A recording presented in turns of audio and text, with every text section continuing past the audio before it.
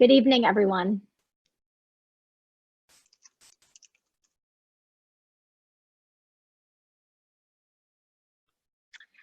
Welcome and thank you all so much for joining our first Pushing Perspectives panel discussion. I'm Julie Rosen, President of Preservation Alumni. Today's panel will be a little over an hour and feature 3 panelist presentations with a roundtable and Q&A discussion afterwards. Before we get started, I just wanted to give you a quick introduction to our organization and to this event.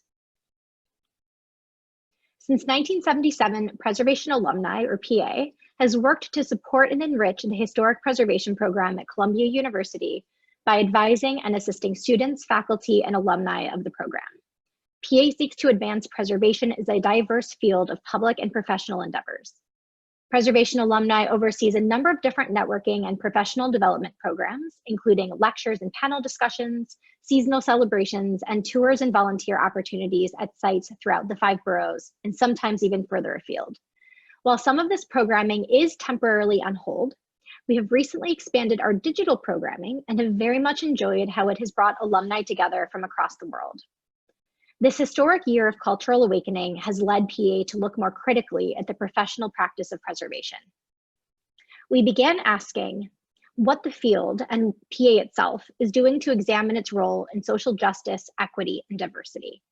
This question led to the formation of the Anti-Racism and Equity Initiative, aimed at not only working to answer this question, but also to find ways to help combat racism and inequity in the practice of preservation. This inaugural event is part of a new lecture series started by the initiative called Pushing Perspectives, which seeks to provide thoughtful conversations and platforms for discussion on the state of the preservation profession and to explore methods that can be incorporated into our practice to address inclusivity and equity. For today's event, we have asked 3 former Fitch Thesis Grant winners to present their theses, which all address the topic of preservation and its role in social justice. The Fitch Thesis Grant is awarded annually by Preservation Alumni to 1 second-year historic preservation student to help financially support travel or research for their thesis. This grant is partly funded by membership dues and donations, so if you're interested in contributing, we'll provide a link in the chat. Before we get into the formal introductions, I would like to say a special thank you to Catherine Malashewski, one of PA's board members, for all of your hard work and commitment in developing the series. I can't wait to see what you have in store for us next. So moving on to today's panel discussion, our moderator for today's event is Maria de la Torre. Maria is an architect trained at the Universidad de los Andes in Colombia. Following her graduation, she spent several years working in architecture, construction, and participatory design through her own practice, as well as in private and nonprofit organizations in Bogota. She moved to New York City and graduated from the Historic Preservation Program at Columbia University in 2016, where she explored participatory planning processes and community preservation through installation art. She's currently a project manager at Hester Street in New York City. She uses her skills and experience in architecture, planning, and filmmaking to produce tools and design processes that creatively engage community members in projects that generate tangible benefits and advance community control of neighborhood assets. Thank you.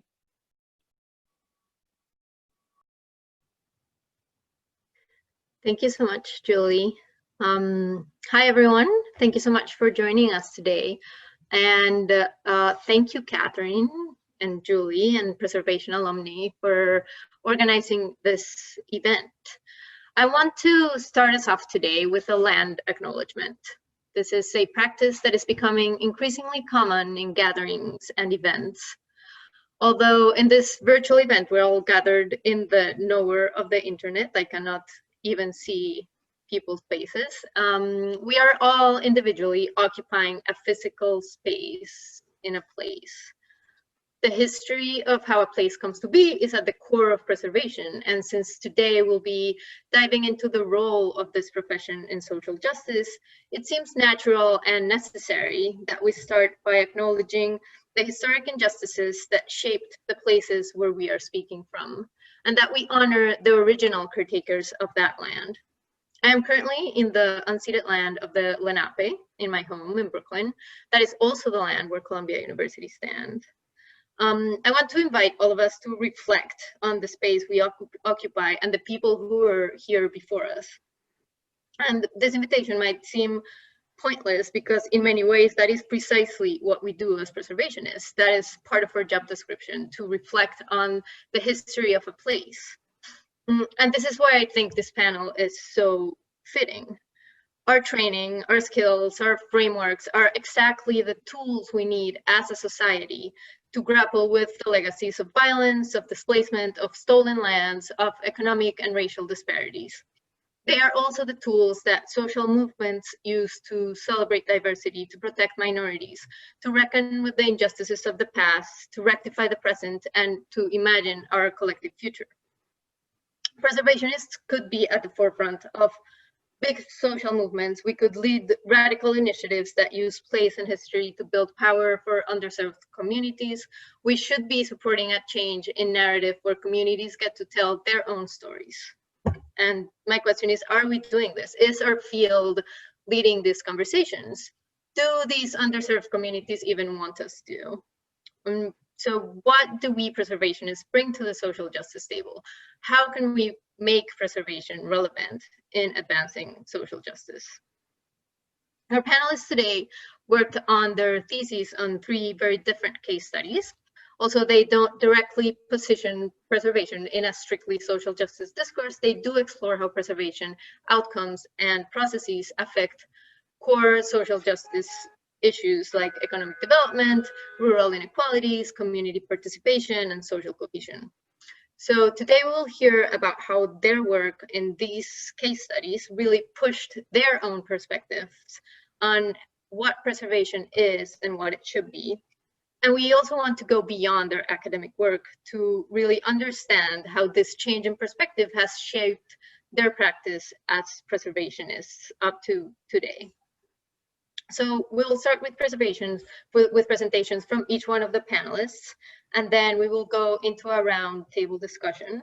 We will be accepting questions from the audience, so feel free to send those through the Q&A dialog box, and we will go through them, through some of those during the discussion. Our first panelist is Alberto Sanchez. Alberto is a PhD candidate in architecture at UC Berkeley, a licensed architect in Spain. He holds a professional degree in architecture from Universidad Politécnica de Madrid and an MS in historic preservation from Columbia University, where he studied as a Fulbright scholar. Prior to starting his PhD, he was a program associate at World Monuments Fund in New York City. Alberto is also the founder of At Casa de Pueblo, a bilingual Instagram diary that records the restoration of a 17th century house in his rural hometown in Spain. Go ahead, Alberto. Thank you so much, Maria. I'm really excited to be speaking today. I saw the list of attendees, and it's really nice to see so many New York friends there. Well, I'll jump right in because we don't have that much time, and I wanted to begin my presentation by talking a little bit about the title of my master's thesis and talking about this idea of behind the eke omo, or the eche omo, or the exe omo, which some of you may remember, which is the restoration or the failed restoration attempt of this fresco in a small town in rural Spain that went viral in 2012. And journalists from all over the world literally talk about how an elderly woman from the town trying to restore the painting ended up producing this kind of like weirdly looking image. But what none of them talk about is that this woman pictured here on the right was doing it because there was no one else who could do it. She was doing it in a really, really small town, which is part of a larger town of some 4,000 people, which is by Spanish standards a large rural municipality. But still, journalists didn't mention the fact that it is women like Cecilia Jimenez who have been preserving rural heritage in Spain for generations. So my thesis tried to look behind the story and the funny memes and try to understand what are the impacts or the effects of depopulation on rural heritage in Spain. And among the main goals that I wanted to point out today, the one that I'm going to be talking more is about my attempt to identify challenges and opportunities to incorporate preservation into existing rural policies, rural development policies in Europe and in Spain. So this is the general outline of my thesis. I conducted a literature review, a policy review, and then I focus on the case study of three areas of the provinces of Guadalajara, Zaragoza, and Teruel in Spain. And then, as I said, I try to analyze the challenges and opportunities for preservation in rural development, and I ended up making some conclusions both for academics and for policymakers. But before I begin talking about rural heritage, I wanted to emphasize the magnitude of rural depopulation in Spain. Here to the left, the gray areas show municipalities in Spain with a population density under the so-called demographic desert threshold. That is 25 people per square mile. And that's the value that the developers consider as the threshold under which municipalities are going to disappear. So you see on the map how much of the Spanish land is actually depopulated. Now, the landscape that depopulation leaves behind is that of abandoned towns. There have been over 3,000 towns abandoned in Spain since the 1950s. And obviously, the impact that this has on rural heritage is enormous. And of course, rural heritage is understood as both natural heritage and cultural heritage, which itself has two components, tangible and intangible. And sometimes the limits get blurred, so you will have historic gardens, which are both natural and cultural, or this 16th century dam, which is a built artifact that is open and closed according to traditions that are 500-year-old, and that by opening or closing the dam, it affects the landscape. So it's kind of the three of them. But what I focused on my thesis was built heritage, which is what we normally do in historic preservation. And I found that there are three ways in which depopulation is impacting rural heritage. The first one is the most obvious one, which is abandonment and collapse. The second one is looting and appropriation, and this happens when antique dealers come to these towns and take architectural elements, windows, doors, and whatnot. And the third one is lack of awareness, and this will be the one that we will put the restoration of that fresco in. And it's the fact when people who don't have the skills or don't have the knowledge intervene in heritage in their towns, and they end up destroying these resources. So I think the biggest discovery, or the biggest thing that I realized, if you want, when I was doing my work and my policy review, was understanding that for policymakers, the rural equals agriculture. So even despite the fact that there are major rural development programs in Europe right now, they only focus on agriculture. So for the 2014-2020 period, there has been an 84 billion euros rural development program in Europe, and of the 7 goals that it had, only one was not related to agriculture. This filters down to the countries that make up the European Union. In Spain, of the 10 goals that the rural development program has, only one is not directly related to agriculture. And in the 2 regions that I studied, none of the goals for the rural development policies are not related to agriculture. At the same time, though, European policymakers are already understanding that farmers manage the countryside and they preserve landscapes and biodiversity. And the European Union policy officially says that because the market does not pay for this public good, which is preserving the landscape, the European Union provides farmers with income support.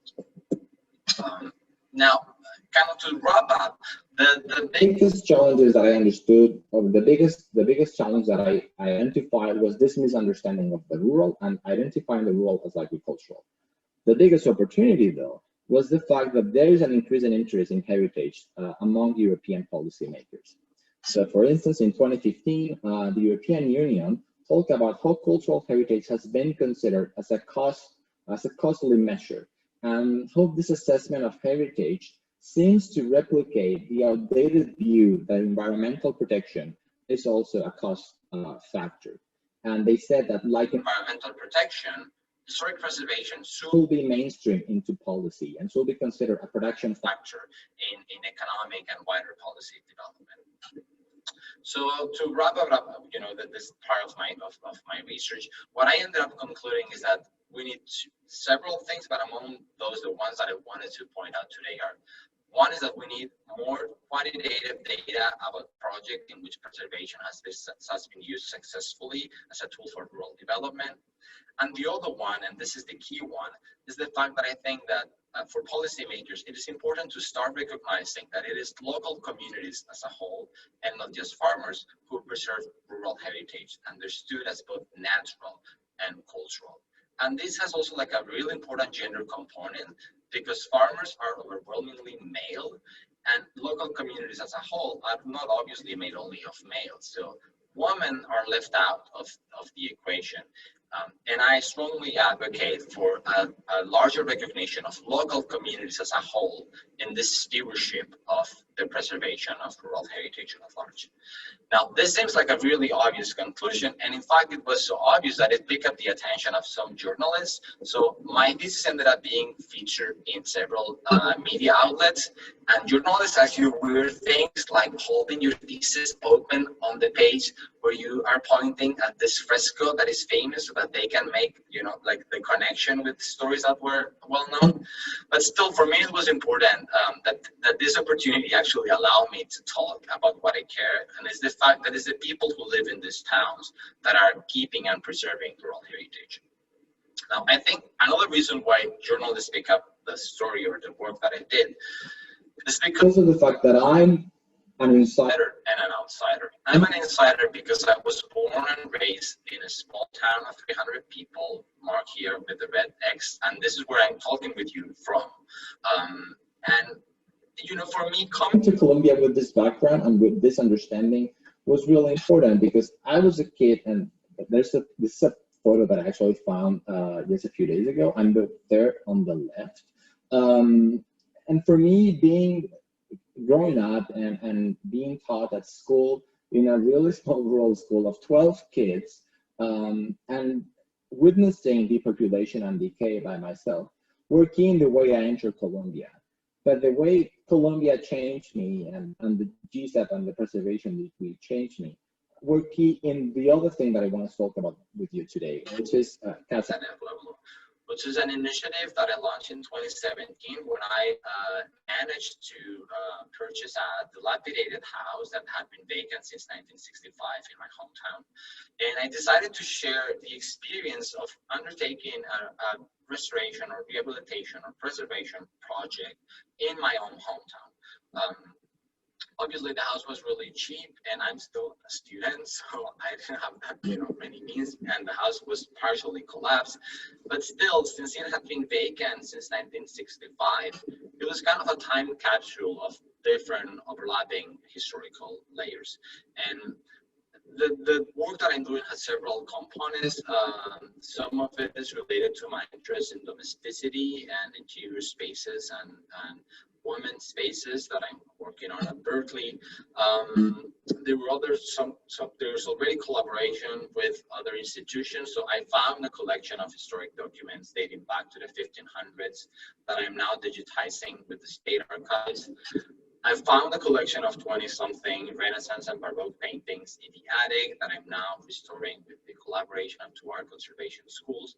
But what was key for me is that since the very beginning, I'm talking and bringing the community into the project. I'm conducting oral history.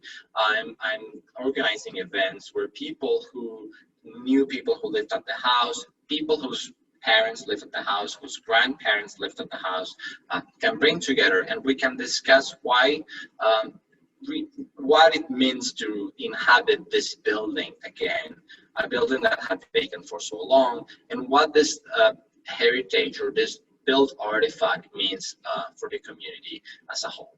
And I wanted to conclude on this note because I think that when we think about preservation as advancing social justice or as mattering to the community, I will say that we the question is not can preservation advance social justice, which I think it can, but it will be more should, and I will say it should. And this kind of brief overview of my work only serves me to point out two things. And the first one is that my upbringing as an insider, or like as a rural dweller, so to speak, was key in how I entered Colombia. That Colombia and the training that I received, and particularly the mentorship by so many professors, and in particular my master's thesis advisor, Erika Brahmi, were key in defining who I am today as a practicing preservationist, as an architect, and also as a scholar. And for me, there is no other answer to that question that is being made at the panel, which is, can preservation advance social justice? Yes, it can, and yes, it should. Thank you. Thank you so much, Alberto. That was fascinating. Our next panelist is Laura Groos van Onna. Laura is the Historic Preservation Planner for the town of Palm Beach.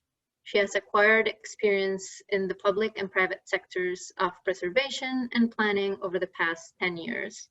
Her endeavors have been enriched by working for government institutions in Kansas, for Columbia University in the city of New York, for the city of Rio de Janeiro, for private firms and nonprofit organizations in Dallas, as well as Los Angeles, for the city of Fresno and California State University, Fresno.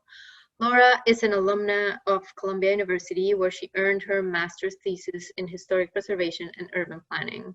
Her passion for these fields was sparked by a semester abroad in Rome during her undergraduate education at the University of Arkansas, Fayetteville, where she earned her bachelor's degree in architecture studies and art history criticism.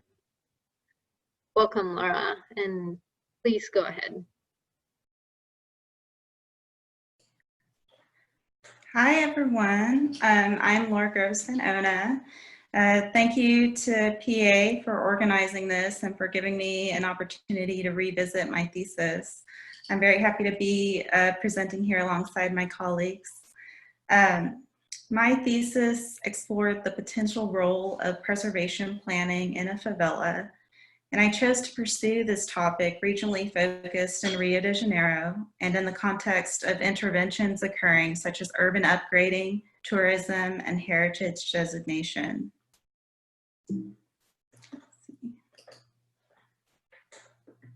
Immediately following my graduation 5 years ago from the Historic Preservation and Urban Planning programs, I participated in a conference in Brazil where I presented my thesis. But in essence, I had not returned to the specific topic since that time, and I've been working within the private and public sectors in the US in Dallas, Los Angeles, Fresno, and now Palm Beach.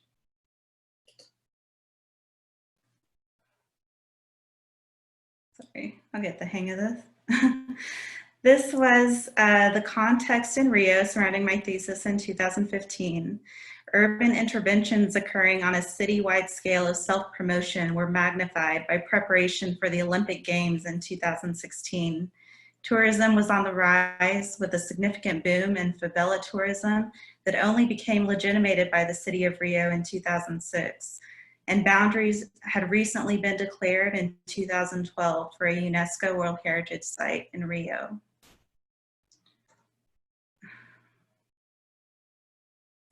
So these were questions that guided me from the beginning of this study that primarily explore conventional boundaries of preservation. But perhaps the most important question is, should preservationists intervene, and if so, how? Favelas have become a character of Rio de Janeiro by 2015. Although self-built settlements are found in several cities in Brazil, Rio de Janeiro has the largest concentration of them. At least at the time of my research, Rio was home to 25% of the Brazilian favela population, and it is estimated that 22% of Rio de Janeiro's population resided in favelas. So focused on Rio de Janeiro, I chose to study the communities of Morro da Providencia and Santa Marta. In addition to factors such as accessibility and feasibility for this study, I chose Providencia because it was the first informal settlement to be termed a favela in Brazil, and Santa Marta because it is one of 2 favelas within the UNESCO World Heritage Site boundaries in Rio. This is the framework I set up for myself. Here, I just want to point out that my aim was to consider significance within each of these communities from the perspectives of outsiders and insiders, and to gauge how interventions taking place were affecting the integrity of those significances. My research and outreach took place over 7 months, and my fieldwork took place over the course of 1 month. I ended up conducting formal interviews with 6 people representing outsiders and insiders.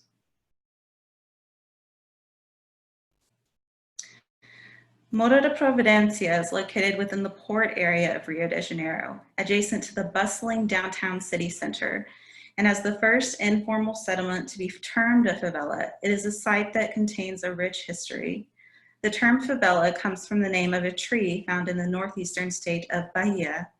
Soldiers traveled from here to the city of Rio de Janeiro in 1897, which at the time was the national capital, in order to receive their wages following the Canudos War.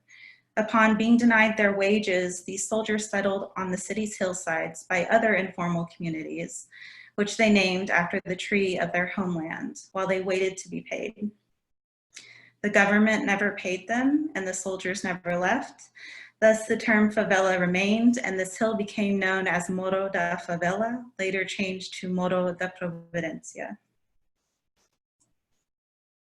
The community has experienced contestable demolition in the past in the name of urban upgrading. These photos were taken by or sourced from well-known photographer and resident in Providencia, Mauricio Ora.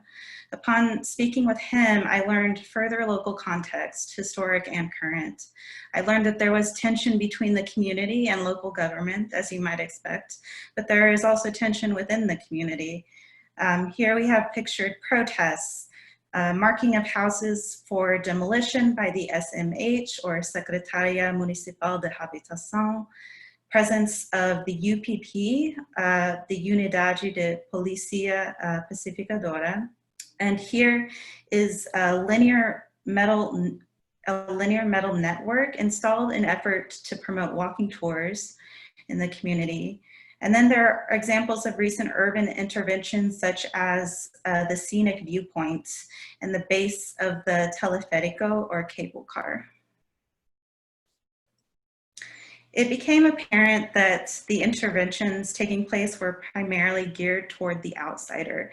Perhaps the most notable intervention is the teleférico, or cable car, which had recently been completed in 2014.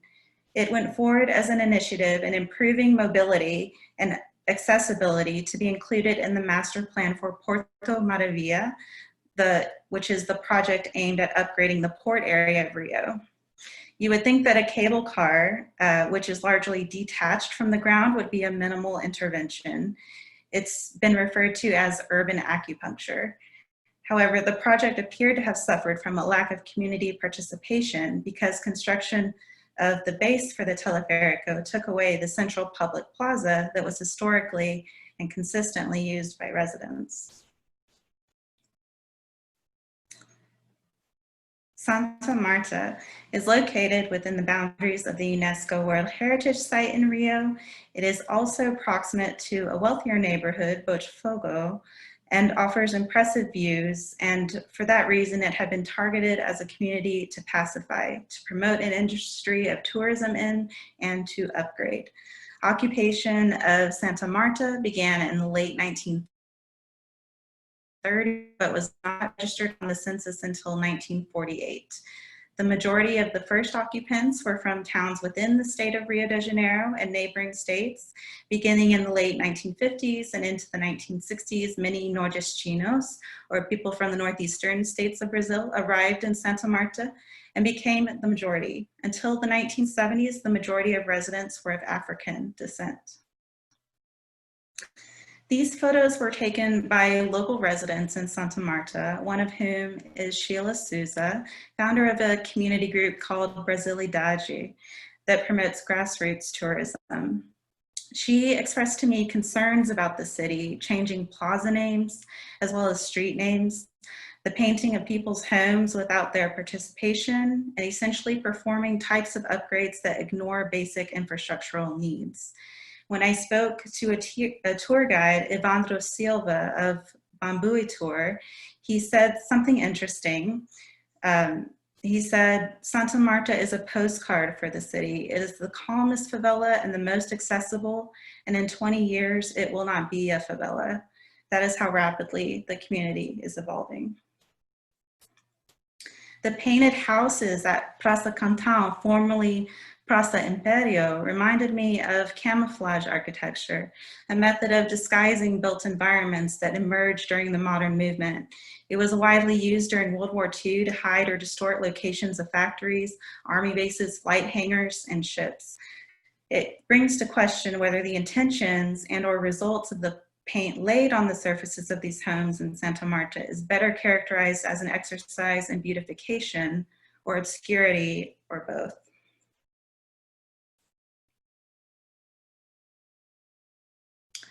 This is an outline of recommendations I had developed for continued exploration of preservation planning in a favela based on my research and fieldwork. It is sufficient to say that an optimal way forward will entail participation from outsiders and insiders, or as I categorize them here, institutional and community-based. This concept, however basic it may be, I have found it to be essential throughout my experience in preservation planning since the completion of my thesis, particularly working in local government. These were some conclusions I had arrived at upon completing my thesis, which I believe still resonate today. It is important to note that Brazil and Rio have made great strides in preservation during the 20th century, and assessing significance in a favela might be the next step to consider. My conclusions amount to some insights, but also to more questions and acknowledgement that this was just an initial step for this research. Ultimately, by combining professional skills with cultural competence, we move closer to peaceful and sustainable development practices. And I'm not sure I'm on time, but I'll try to be quick. Onto the current events, the 2020 municipal elections have just taken place in Brazil, a process which provided encouragement. In Rio de Janeiro, 95 favela residents ran for Rio de Janeiro City Council, among a total of 1,812 candidates for the 51 seats. And there were declarations of support for favela sustainability. And interestingly, Eduardo Paes, who served as mayor for Rio between 2008 and 2016, during the time I worked on my thesis, has been reelected. And finally, I'll touch on some resonating thoughts I have now looking back on my thesis. I find that the framework, support, and expertise of institution and the local knowledge an organized constituency of community are the basis for moving planning efforts forward. And in my mind, preservation is always a component of planning. Ultimately, preservation is about places for people. And in terms of addressing social justice, starting small is key. I find acknowledgement of places and stories previously unrecorded within work we're already doing is a big step forward. Don't underestimate the power of documentation. Thank you. Thank you so much, Laura. So our last panelist is Tonya Singh Chi. Tonya's work explores the link between place-based building technologies and collective cross-cultural approaches to design and preservation. She's a practicing architectural designer, researcher, and educator with broad experience in natural building, subsistence farming, and community-centered models of practice. She has taught design build and furniture making at UC Berkeley's College of Environmental Design and partnered with many social justice organizations advocating for food and housing security in the San Francisco Bay Area, where she is from. Tonia is an editor for Dialectic, a peer-reviewed and peer-mentored journal on decolonizing architectural pedagogy. She is also a founding member of Naat's Elite Initiative, an Indigenous-led alliance-driven community development collaborative. Tonia, please go ahead.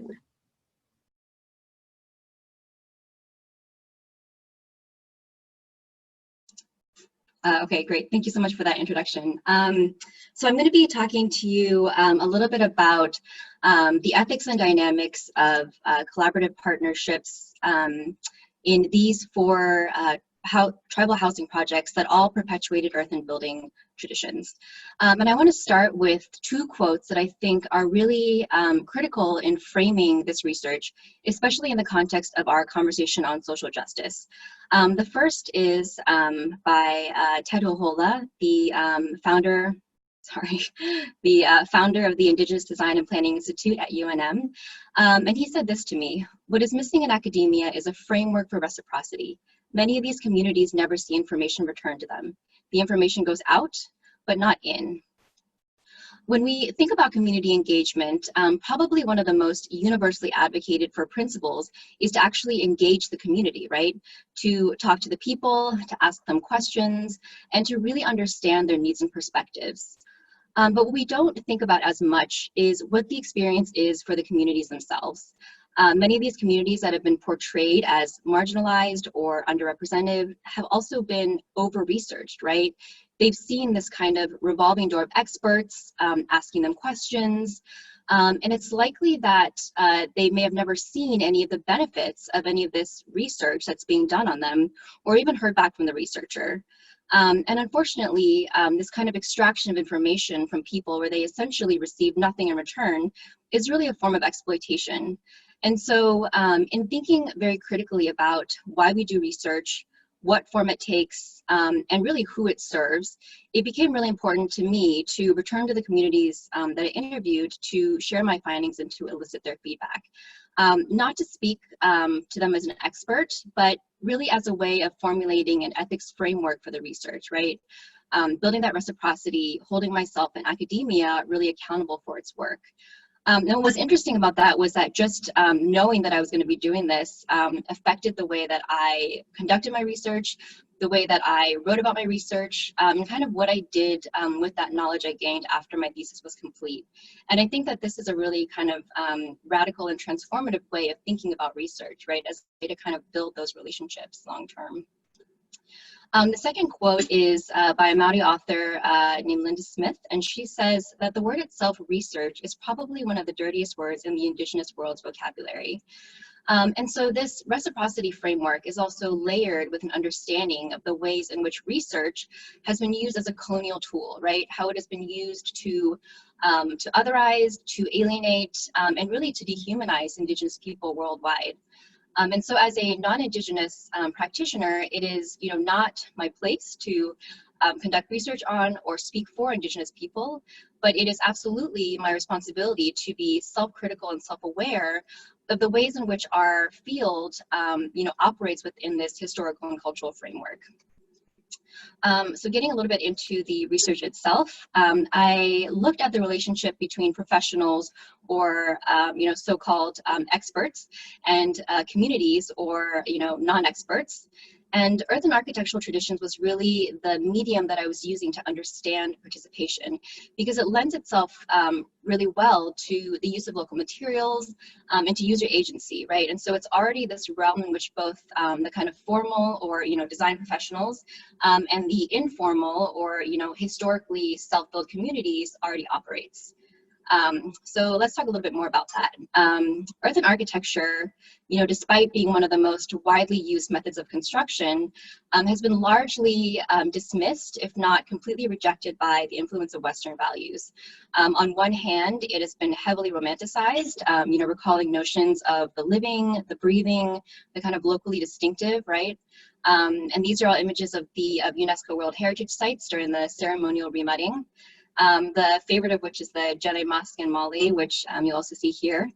But on the other hand, it also recalls notions of poverty, right, and of substandard living conditions. Now, despite these divergent associations, which are, well, they're all both rooted in racism, but they're also very intimately linked to the physical qualities of the material itself. It is very kind of active. It's a little bit more sensitive to the elements than conventional building materials, often relying on the maintenance of the communities that live in and amongst these buildings. Earthen architecture in the Southwest, has strong ties, of course, to Pueblo architecture. But Santa Fe essentially, invented this kind of Spanish colonial Pueblo style that we associate so strongly with New Mexico's architecture as a way to really build a sense of civic identity and to promote tourism. Now, these, Pueblo style buildings, however, were constructed with conventional methods, so wood and concrete to really imitate the earth.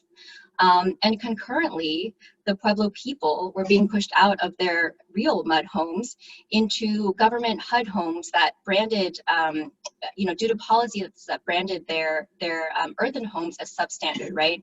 And so this is absolutely devastating. And so as the Pueblo style proliferated, the knowledge of earth, right, the sort of intangible cultural heritage really perished. Now, recently, there have been concerted efforts by professionals to, assert, to really revive earthen architectural knowledges and to really even assert their contemporary relevance, right? Particularly in recognition of the, ecological and placemaking qualities of earth. Central to a lot of this work is the idea of participation, which is, largely characterized by working with local builders, using local materials. The design fields really are changing, right? We're moving past the era of this kind of napkin sketch, stroke of genius architect, and the preservationist, saving old buildings with very singular notions of Western architectural merit. And designers are really starting to embrace their roles as, facilitators of larger visionary goals with communities as agents of their own built environments, right? And this is really great. One issue, though, is that, students are not trained in community engaged design. And instead, they're really taught to study, other cultures and kind of incorporate them as elements into their own design visions, right? And so as a result, interests are sometimes, selected or even invented based on their alignment with our professional paradigms. And this is how, white supremacy and, cultural appropriation work, right? Like the idea that, white people sort of decide what aspects of other cultures are palatable or acceptable, right? The other thing I want to talk about is this word participation, because I'm using it as a bit of a provocation. When we talk about participation, whose participation are we talking about? And what is the nature of that participation? If you think about it, participation really presupposes a power dynamic in which one party, the professional, is in the position to invite another party, the community, to participate, right? To sit at their table, to answer their questions, and to really play by their rules. And so while the dominant discourse on community engagement really focuses on increasing, participation from the community, I'd really like to suggest an inversion of that dynamic as an invitation of the professional to participate. Now, in the United States, the opportunities and shortcomings of working with earth have been explored very rigorously through a number of tribal housing projects. And I looked at 4 of them that I thought were some of the kind of best case scenarios of some of this type of collaborative work involving outside professionals. And that was Subhouse 2 between Taos Pueblo and World Monuments Fund, Owene Bapinge between OK Awinge and AOS Architects, Pueblo of Acoma Housing Authority House between Acoma and Cornerstones Community Partnerships, and Lone Tree between Dennahotso and Design Build Bluff. These, outside professionals partnered with Native professionals. They took the time to engage the community early on. There was an educational component and often, paid training in earthen building traditions. The projects really ranged from preservation to completely new design, but all of them used earthen building traditions and considered both their significance to tribal communities as well as their relevance to contemporary society. And so they kind of did all the right things, right? And these ways of working are lessons in and of themselves. But the reason that I wanted to look at these kind of best case scenarios was because I really wanted to access a deeper and more nuanced understanding of participatory design. And so as a kind of new and unconventional way of working, what are the challenges? How do we escape the rhetoric of community engagement and ensure that our process does not do more harm than good for communities? Now, if we look at the way that these projects are portrayed in the media, this is kind of what we will see. It's very sort of success oriented as a way to, inspire more of this type of work. Yes, all of these projects were successful in completing the building itself, the kind of tangible cultural heritage, right? But these buildings were really intended to be a vehicle for the perpetuation of earthen building traditions as careers within the community, the kind of intangible cultural heritage, right? But many of them did not continue past the single prototype. And so I really wanted to understand, why there was this disconnect, and sort of move beyond what we read about in the published media through a grounded theory approach, mostly based in interviews with the people who actually worked on these projects. And what I found was that this kind of ground up study of this work really started to challenge and break apart these dichotomies that we often take for granted, what I'm calling the false dichotomies, and really give insight into sort of new functions for professional knowledge. So one of the first things that I really wanted to understand was why we even value earthen architecture, right? The practitioners that I spoke to, cited its ubiquity as a building material, its significance as a tradition, and they connected it to sort of ideas of, environmental responsibility. Now, unfortunately, the degree to which earthen architecture is actually practiced on the Pueblos today has been widely misconstrued, and it's almost even non-existent. And it exists, mostly in the sort of high-end elitist building industry. Today, approximately, of the approximately 20 or so pueblos in the United States, almost all of them use, some sort of conventional building material, such as cinder block or cement stucco, instead of adobe and earthen plaster. And in a lot of cases, the communities no longer identify with it. And I think that the significance of this really cannot be overemphasized, because a lot of the times, professionals will look at the opportunity to work with Indigenous communities as a way to help them, preserve their culture, right? Think about those images of the UNESCO World Heritage sites, right? That's the kind of thing we want to celebrate and preserve. And for all of the reasons that, that we talked about, the ubiquity, the tradition, the sustainability, right? But while earthen architecture may, historically reference practices that were socially sustained, right, mudding and remudding these buildings, the reality is that they are no longer sustained as such due to a number of reasons, including post-colonial attitudes, and just the simple fact that culture is adaptable, right? And so I think that, the lesson here is to really truly to listen, right? And, do communities even build with earth anymore? Or is it an assumption that we're making? Do they want to, or do you want them to, right? Have their values changed? People, even more so than buildings, cannot be frozen in time, right? And that does not mean that who they are as people has been lost.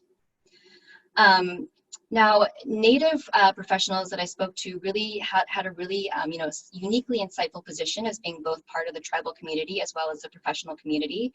And many of them, spoke about, how passionately they fought for the preservation of, earth and building traditions, and how, and kind of their frustrations with some of the resistance that they faced from the tribal communities to which they belonged. And, this quote by one Native professional, I think, illustrates that tension quite nicely. She says, from a professional lens, my response would be, yes, let's return to traditional building materials, right? But as a community member, we have wage earning jobs, and that takes away from the community. Another overarching theme was just this kind of the perceived urgency of unemployment, coupled with the perceived loss of tradition, which really resulted in a large focus on job training, or workforce development. Capacity building is also called. And I think a lot of the times education is sort of seen as positive and beneficial in its own right.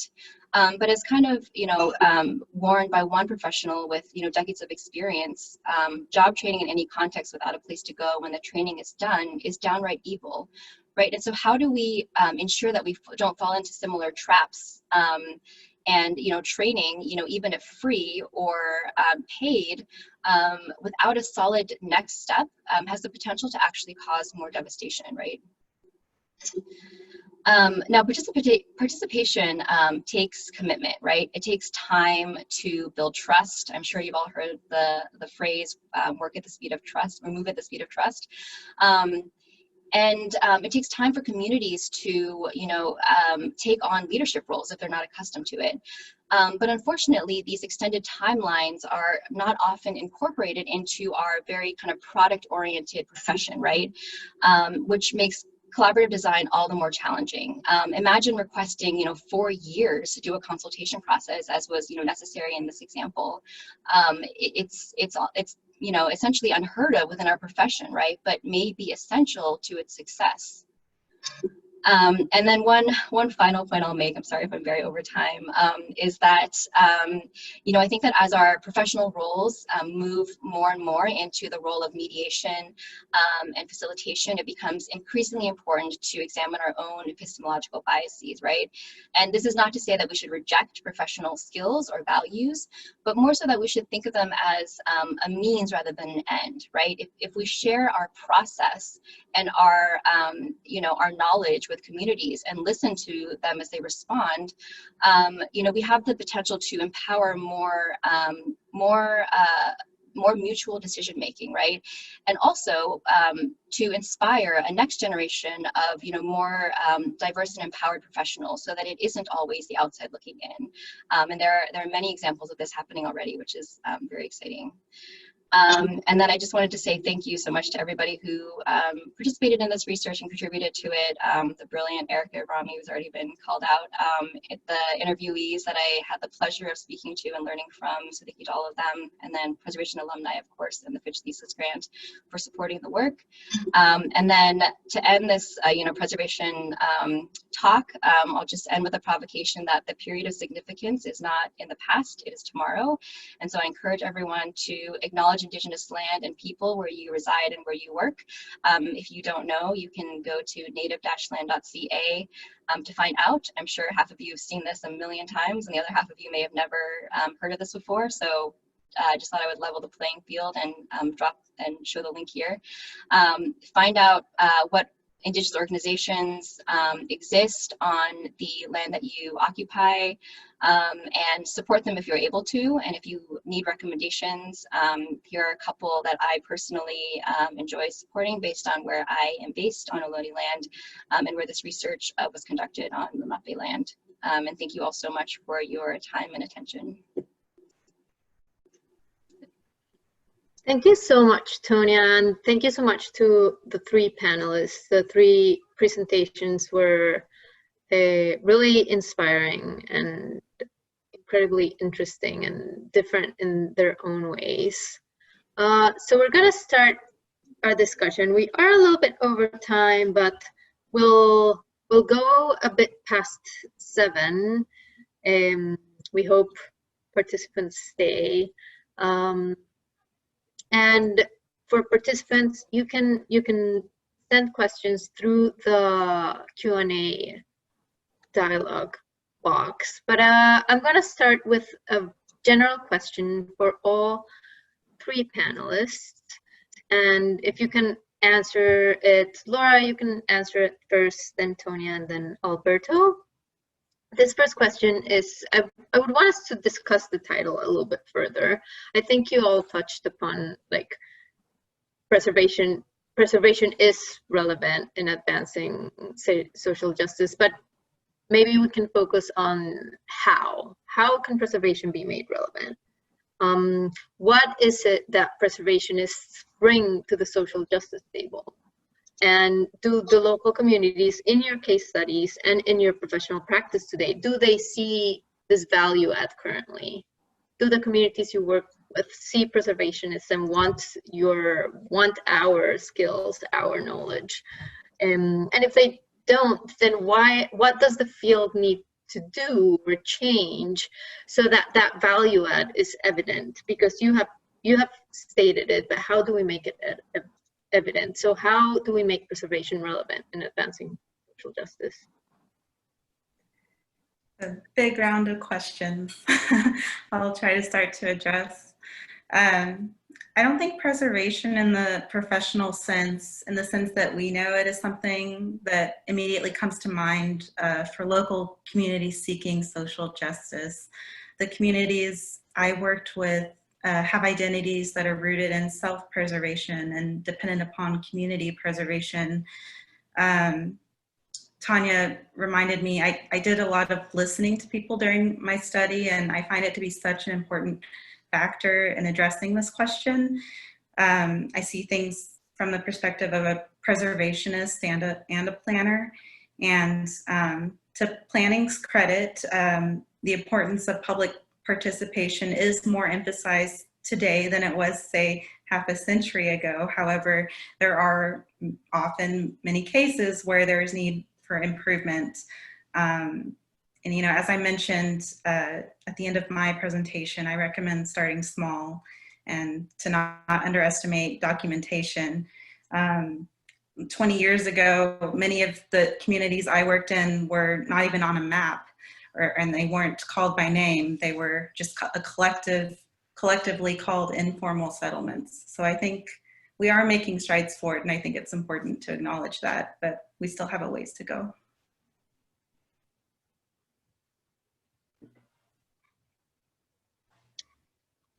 Thank you. Tonia, do you want to answer the question? Sure. Yeah, I think, you know, for us to, you know, come together to talk about social justice, I think for me really just kind of foregrounds the fact that the world is unjust, right? And it forces us to really consider how our profession has played a role at first, not in social justice, but in perpetuating injustices, right? And for Indigenous communities, I think that that's been, you know, it's been absolutely devastating and in many cases really dehumanizing.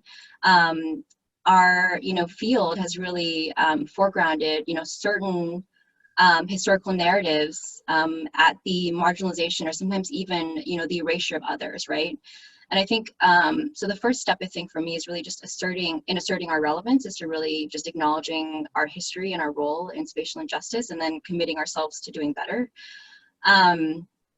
The other thing is that I think, you know, as somebody who works at the intersection of, you know, architecture and preservation and kind of more so in architecture these days, I notice that, you know, other fields will tend to see preservation as kind of like a tool that is sometimes used and sometimes not, right? Like sometimes we have a building and we preserve it, and sometimes we don't have a building and so we're not doing preservation. And, you know, for me, you know, preservation has never been about preserving an old building as a starting point, right? I think, you know, preservationists are the best detectives, right? We're trained in sort of looking at you know, closely at context and, you know, tiny pieces of paint samples and newspaper clippings and stories from people, and really piecing them together into these really kind of powerful stories and narratives, right? So I really see preservationists as storytellers through the built environment. And I think that that's a really unique skill that we bring, and there's so much potential there, just given how, you know, how sort of how much diverse narratives have been kind of kept at the wayside in preference of a few very privileged and select narratives, right? And so I think that that we absolutely have a role and a relevance, and we have, you know, a really specific, unique skill set that can really contribute to this realm. I want to jump in because I feel that I couldn't agree more with you, Tonya. I think that the idea of storytelling and history, I always say that I consider myself first a storyteller and then everything else, you know, then an architect or a preservationist or whatever, and even like then a historian after a storyteller. I will answer really briefly and kind of following what you were just saying. When people ask me about this house restoration project that I'm doing, they usually ask, what's the goal? Like, what's the house going to be in the future? How many years are you planning on working on it? And I always answer the same, like as much as I can. Like the idea is that the project is an end in itself. I want it to take as long as I can, because for me, the collaboration and the discoveries that occur in the project and that whole process of preservation in action, so to speak, is a performative action, and it has a transformative power of impacting the community and of making people reflect about their histories and their stories and the spaces we share and whatnot. And so I totally follow you in that. I think that this idea of like understanding preservation almost as a process more than a goal-oriented activity is key in the way I see the role of preservation and social justice.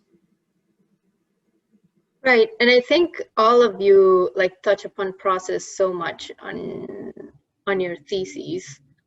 I wonder, so in the three of the theses, you talk about there's like this dichotomy between, like Laura, you call them insiders and outsiders. Tonya, you call them like the local community, the professionals and the communities. Alberto, you call them like policymakers and the local community. How do their notions of significance vary? And in the process, like you talk about the process as a conversation, and that's how like preservationists should approach it. But of course, there's ways where moments in which the insiders or the outsiders, that they overlap, and there's moments where they kind of collide.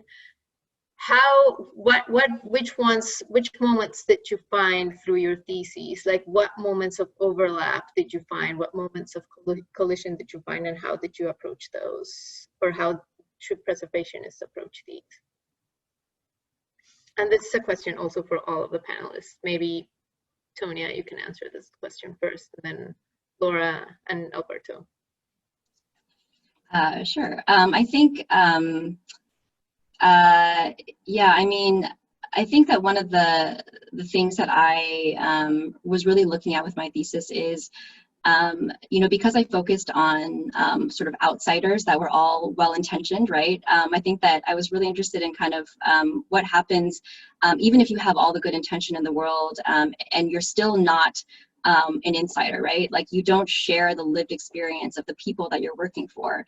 I think that that's something that, you know, is interesting to think about, because, you know, on one hand, I think that it's really important to kind of be an insider, to do the work, to represent your community, because you have that, you know, personal attachment and accountability to your own, to like the people that you belong to.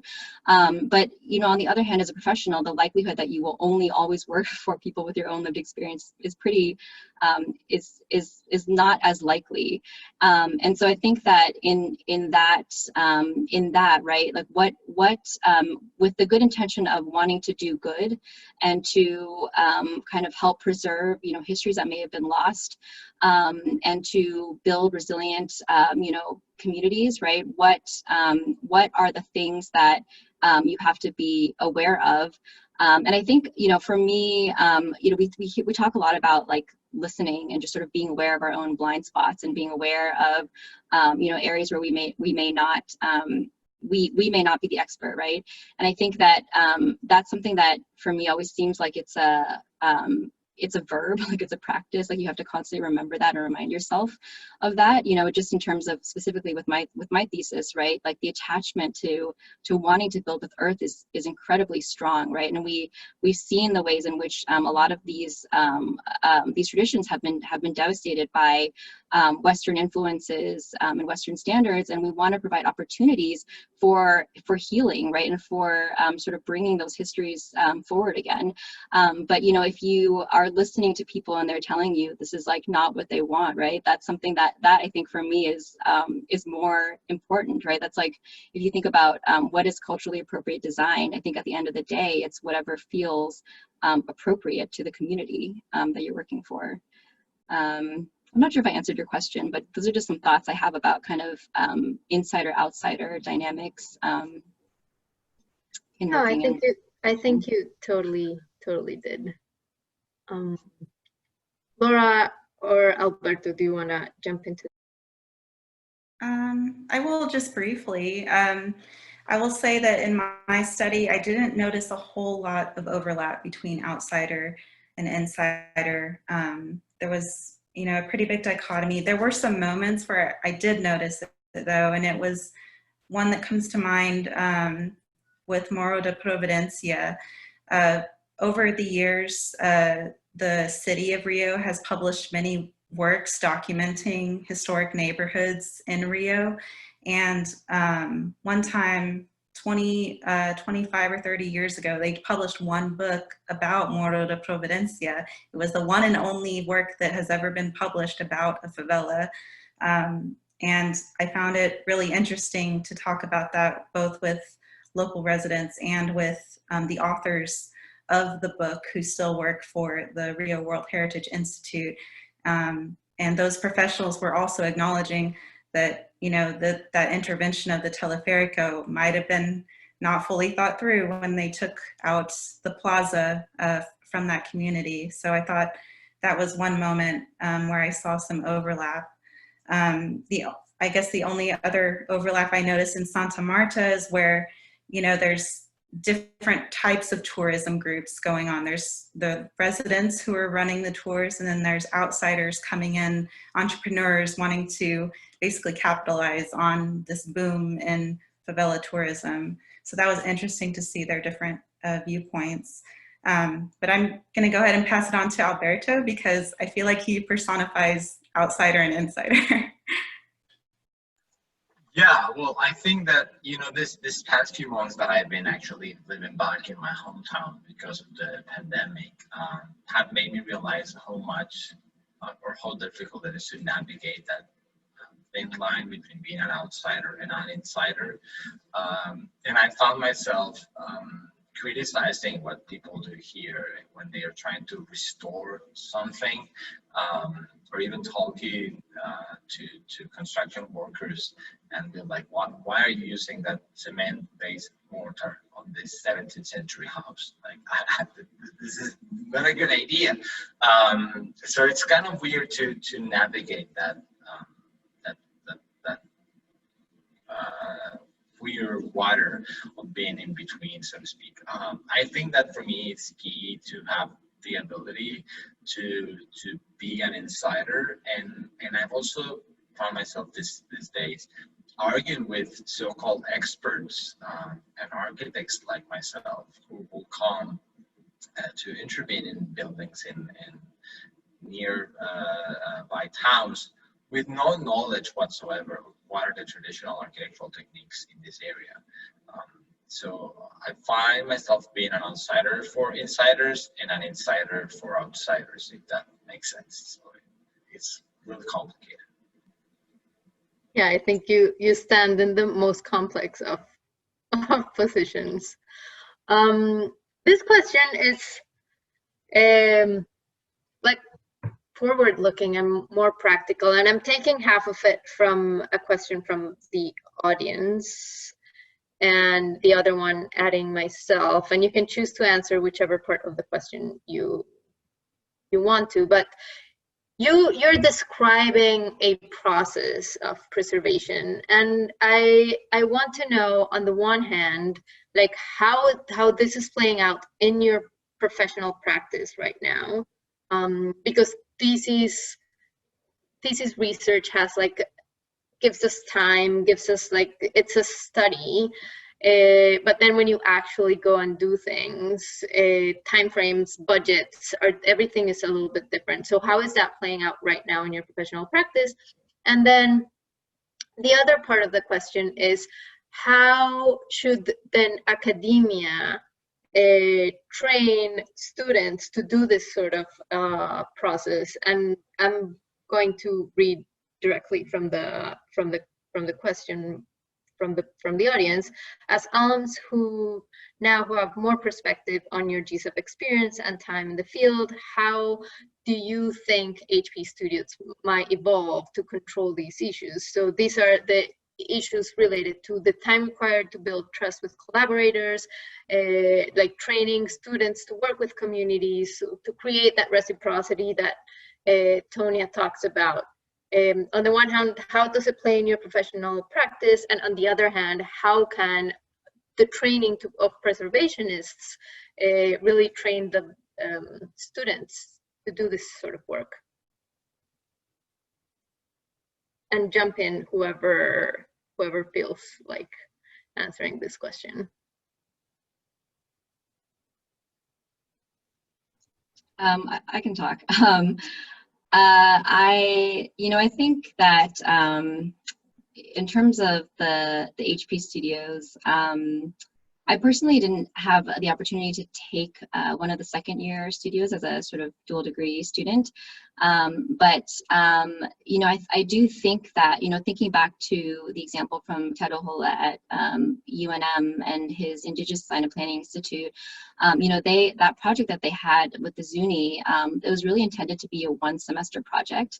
And in that quote that I had up in my presentation, he shares that what ended up initially being one semester ended up taking 4 years before anything came to fruition in a way that they really wanted it to, right? So that in a way that was actually empowering for the Zuni and kind of impactful. And I think that that's something that is a little bit hard with educational timelines, right? And sort of students come in, and students are the clients, right? And so there's a desire to give them this experience where they can come in, sort of learn something, produce something, and have the satisfaction of it being complete. And this is something that I think that they deal with a lot at Design Build Bluff as well, where students every year, they want to come in and they want to build their own house, their own kind of one-off, right?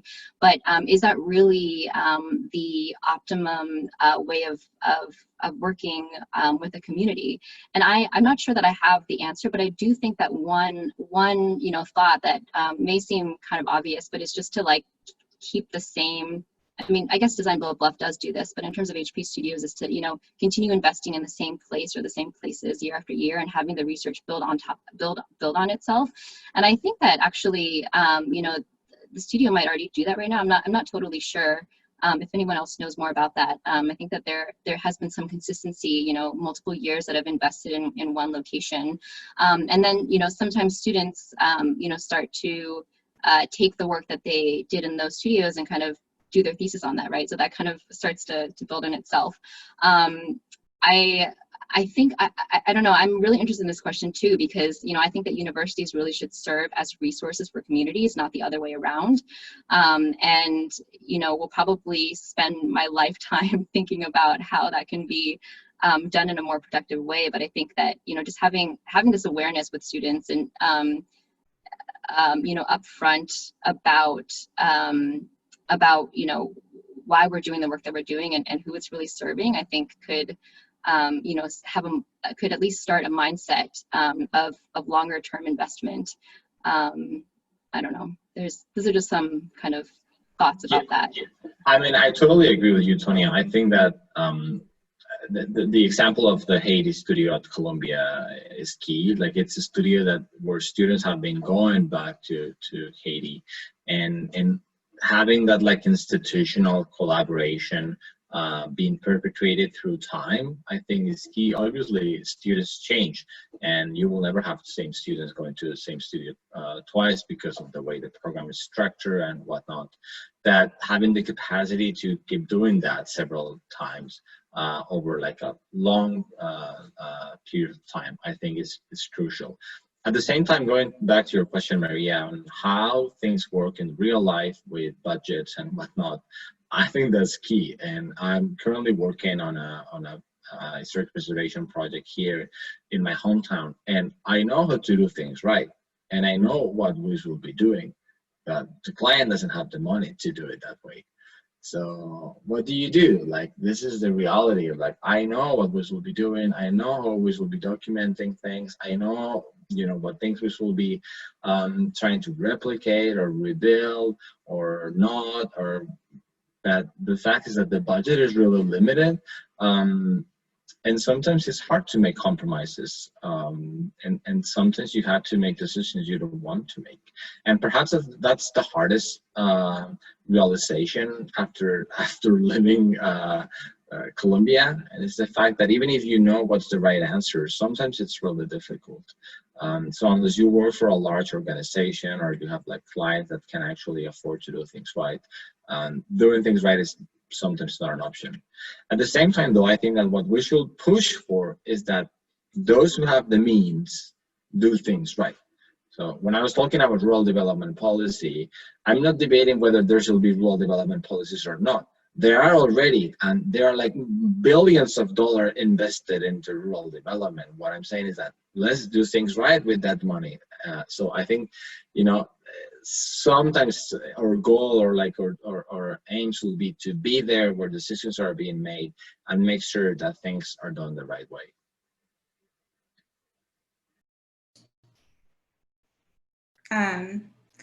Well, I'll say I really appreciated my education at Columbia. I think in some ways, I think that's what academia is for. It's an opportunity to give you the freedom to build your base of knowledge and to explore the boundaries of the field. I certainly appreciated the opportunity to do that because I feel like it shaped the way I work, you know, in reality now.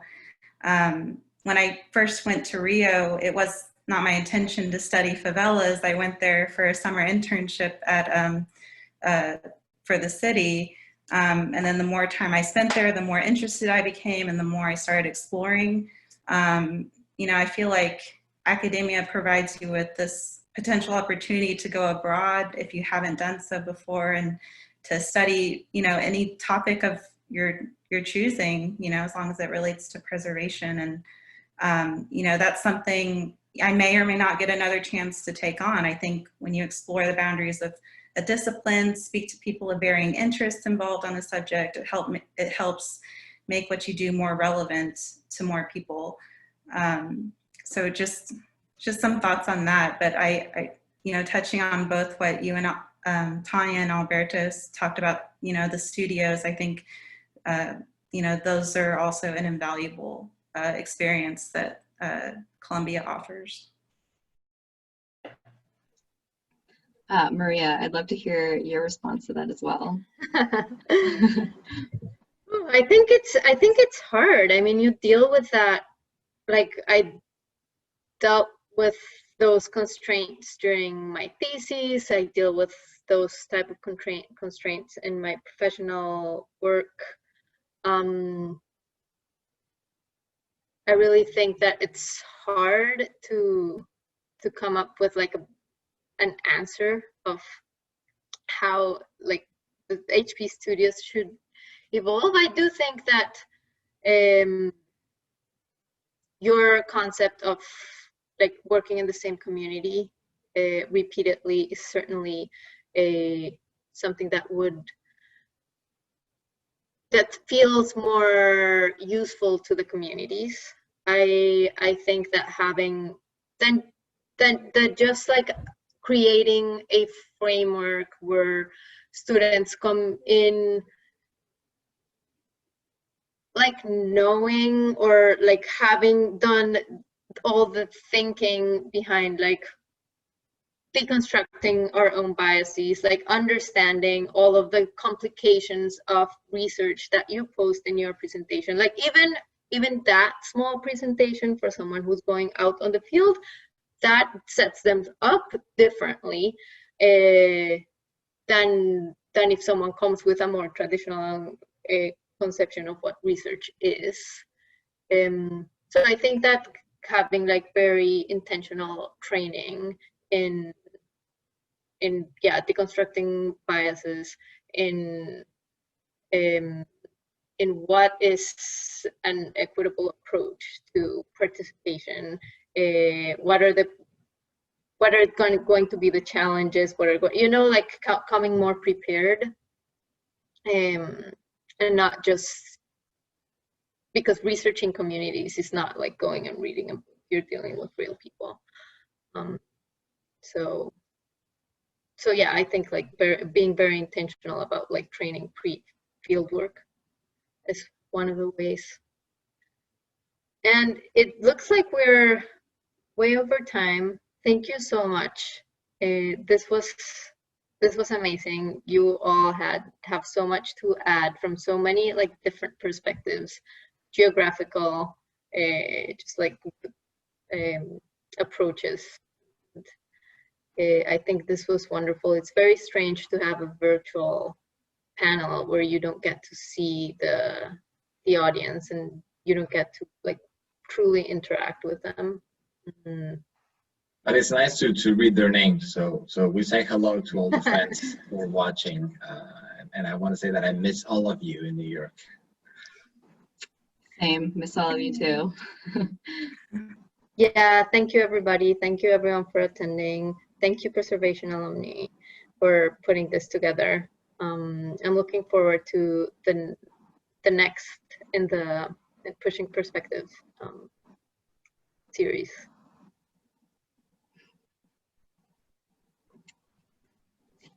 Bye. Thank you.